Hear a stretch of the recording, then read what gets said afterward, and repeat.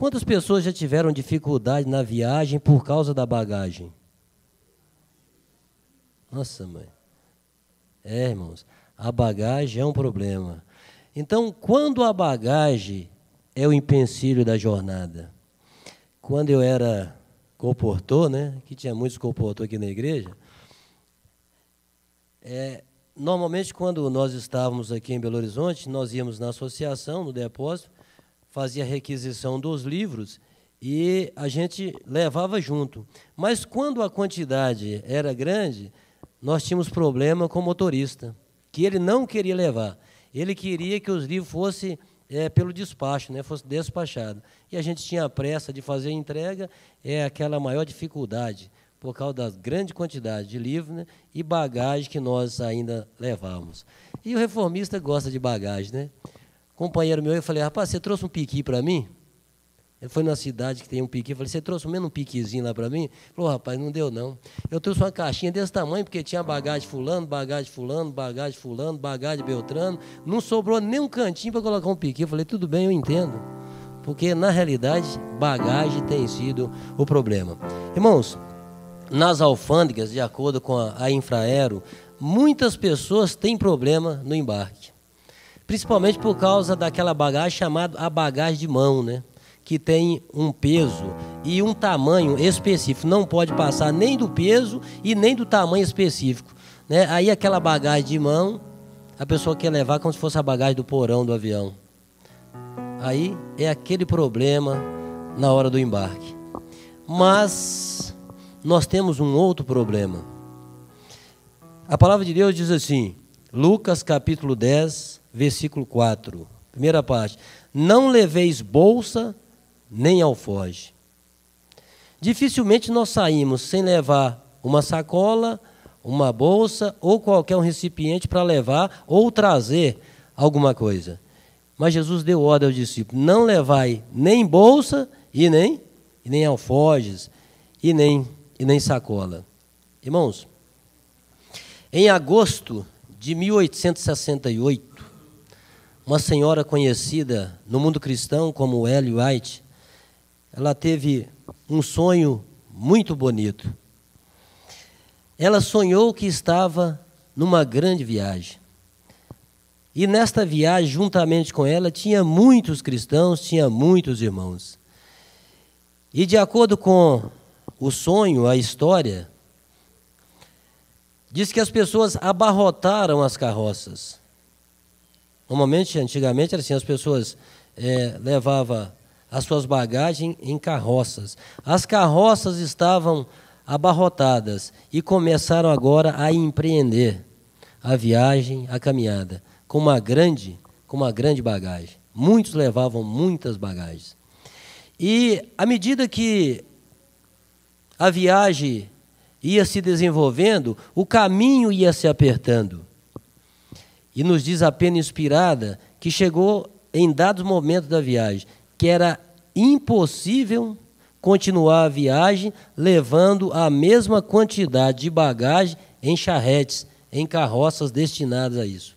Então, as pessoas tiraram as bagagens que julgavam ser no momento desnecessária, pegaram apenas aquelas que julgavam ser necessário e agora desatrelaram os cavalos e não usavam mais a carroça, apenas os lombos dos animais. E continuaram a viagem. E em dado momento, não podia mais fazer o trajeto a cavalo. Tiraram também aquilo que julgou não ser necessário no momento e colocou apenas em uma mala. E continuaram a jornada. Mas chegou em um dado momento que o caminho apertou tanto que não era mais possível carregar a mala. E de um lado era uma muralha, do outro um precipício. Era impossível carregar a mala. Tiveram que deixar para trás toda a bagagem. Mas chegou um momento do caminho que era difícil caminhar calçado, devido ao perigo de escorregar. Precisaram tirar os calçados e agora caminhavam descalços. O precipício e a muralha, de maneira que eles passavam bem coladinho na muralha com o precipício embaixo. Mas é certo que quando eles chegaram no final da viagem, eles não tinham nenhuma não tinham nenhuma bagagem. No terceiro capítulo de Êxodo, diz que Deus daria aos hebreus graça aos olhos dos egípcios. E quando eles saíssem da terra da escravidão, eles sairiam com grande despojo. Eles pediriam aos egípcios e sairia com grande despojo. Ouro, pratas e vestimentas. Uma grande bagagem, muita coisa. Afora os animais que eles levavam. No capítulo 12, diz que no dia 10º do primeiro mês, eles deveriam deixar o Egito. Eles deveriam estar preparados. Eles deveriam estar com as suas bagagens preparadas, deveriam cingir os vossos lombos, deveriam estar com os seus calçados nos pés, calçados os sapatos, e deveria estar com o cajado na mão. E nos diz a palavra de Deus que eles deveriam comer o cordeiro pascual apressadamente. Deveriam comer apressadamente e deviam estar preparados para a partida. No capítulo 16, a partir do versículo 1, quando começou a surgir as dificuldades, eles reclamavam. E agora eles diziam: ah, quem me dera se eu estivesse no Egito. Conhecemos a história. Onde estavam juntas as panelas de carne, onde tínhamos pão a fartar. Então, quando a viagem começou a ficar difícil, eles começaram a reclamar. Qual era o problema? Será que era o ouro? Será que era a prata? Será que eram as vestimentas que eles levaram? Será que era o gado, os idosos ou as crianças? Não, nada disso. O maior problema foi a bagagem espiritual ou a mensagem ou a bagagem do caráter que eles trouxeram do Egito para a jornada até Canaã. Deus queria levá-los diretamente à terra prometida. Nos diz a palavra de Deus que de todos que saíram de 20 anos para cima, de todos que saíram no Egito, nenhum entrou, exceto 2, Josué e Calebe. Então, todos de 20 anos para cima ficaram prostrados no deserto. Irmãos, e a palavra de Deus, no Evangelho de Mateus, capítulo 7, diz assim: porfiai em entrar pela porta estreita, porque apertada é a porta, e estreito é o caminho que conduz à salvação, à vida eterna. E poucos são os que entram por ele. E espaçoso e largo é o caminho que conduz para a perdição. E muitos entram por ele. Qual é o problema? O problema está no caminho ou o problema está na bagagem? Irmãos, o problema é o mesmo problema do israelita. O problema está na bagagem. Qual foi a bagagem que você trouxe quando você começou a sua jornada espiritual, com o objetivo de alcançar a Canaã celestial? Qual foi a bagagem que eu trouxe quando eu comecei a minha jornada com destino à salvação, a Canaã celestial? A realidade é, irmãos, quando nós começamos essa caminhada, não foi o ouro que trouxemos, não foi a prata que trouxemos e, às vezes, nem mesmo as vestes. O problema são o mesmo problema que Israel tinha, os ídolos do Egito que eles levaram para a jornada. E o nosso problema são os ídolos do Egito, traduzindo para o mundo, que nós trazemos também para a nossa jornada. Uns trazem o clube preferido, aquilo que ele gosta. Outros trazem os trajes preferidos, os trajes que ele gosta.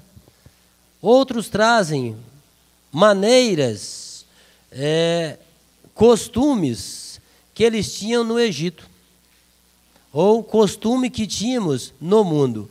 E quando começamos também a nossa jornada, aí nós fazemos como o povo de Israel. Ah, mas quem me dera eu estivesse lá. O povo de Israel queria viver o Egito na jornada de Canaã. Nós muitas vezes queremos viver o mundo na jornada para Canaã celestial. Essa é a realidade. Irmãos, a palavra de Deus diz assim: não ameis o mundo, nem que no mundo há. Se alguém amar o mundo, o amor do Pai não está nele. Porque tudo que há no mundo, a concupiscência da carne, a concupiscência dos olhos, a soberba da vida, não procede do Pai, mas do mundo. O mundo passa e a sua concupiscência, mas aquele que faz a vontade de Deus permanece para sempre. O fardo que nós carregamos é pesado. A bagagem que nós trouxemos é pesada.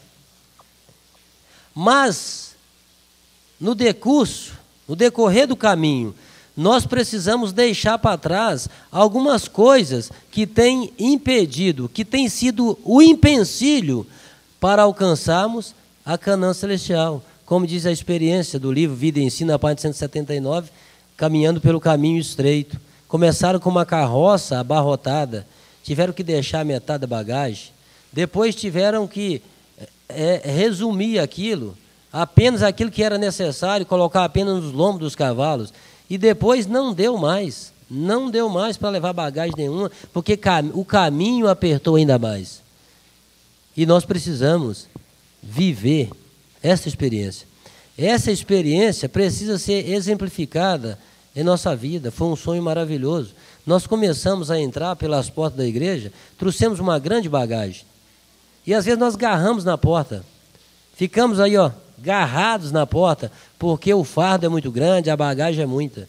Nós não conseguimos nos desprender da bagagem tudo de uma vez. Porque a vida, a vereda do justo, é como a luz da aurora, que vai brilhando mais e mais até ser dia perfeito. Muitos que saíram do Egito desistiram da jornada porque queriam continuar levando a mesma bagagem. E muitos só conseguiram desfazer do peso da bagagem quando eles estavam atravessando o Jordão. E a vereda do justo é como a luz da aurora, que vai brilhando mais e mais até ser dia perfeito. Todos nós temos as nossas dificuldades, as nossas bagagens têm sido um fardo, têm sido um peso na nossa vida espiritual. Muitas vezes nós desistimos da caminhada porque nós não conseguimos desprender do fardo de uma vez. Mas se nós entendermos que nós precisamos, passo a passo, abandonar tudo aquilo que nós trouxemos lá de fora, sermos libertos e alcançarmos aquilo que Deus deseja, o objetivo que Deus deseja para nós, com certeza nós encontraremos lá no final uma terra maravilhosa, a terra que mana leite e mel. No final da história, na página 179, diz que o caminho era tão apertado que eles andavam assim bem encolhidinhos, colado na muralha que estava às costas e o precipício bem embaixo. Mas eles notaram alguma coisa neste caminho. Nos diz o sonho que este caminho estava marcado com sangue. Isso queria dizer e quis dizer para aqueles que estavam na jornada que alguém já tinha passado por ali, alguém tinha sido vitorioso. Irmãos, na jornada para Canaã celestial, muitos tombaram no caminho. Muitos chegaram no final, nos diz aqui Hebreus capítulo 11, faltaria tempo para falar dos heróis da fé, mas eles alcançaram. Então, o caminho já foi marcado com sangue, outros já alcançaram, e nós podemos alcançar.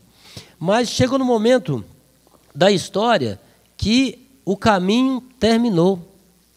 Era só precipício, não tinha mais nada, a muralha atrás, e agora, como passar? Do outro lado, um vale muito bonito, verde, cheio de flores. Mas como passar?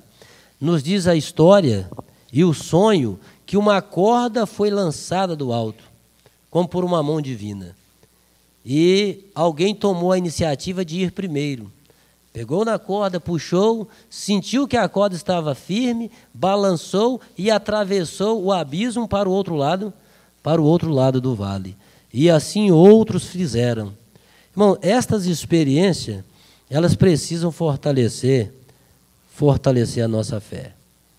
Muitos já passaram por esse caminho. Jesus diz assim, Mateus capítulo 11, vinde a mim todos que estáis cansados e sobrecarregado, e eu vos aliviarei, oprimido.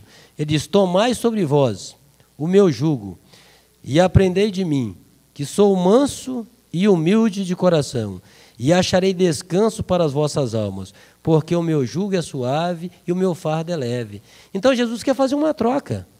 Ele quer pegar a minha bagagem, a sua bagagem, a nossa bagagem, que tem sido um empecilho para Canaã, e recebe a nossa bagagem, recebe o nosso fardo e nos dá um jugo suave e um fardo leve. Que o Senhor nos ajude e nos abençoe para que possamos ter confiança em Deus. E através da jornada, ainda que nós tenhamos de rodear a terra por mais alguns anos, como foi o povo de Israel, nós possamos confiar inteiramente em Deus e que ninguém venha ficar no meio do caminho. A Bíblia diz, vede, irmãos, que não aconteça que haja algum de vós um coração duro de incredulidade para apartar dos Deus vivos. Tudo que acontecia ao antigo Israel, tudo que foi escrito como exemplo para nós que vivemos nos fins dos tempos. Que o Senhor nos ajude e nos abençoe. Eu gostaria de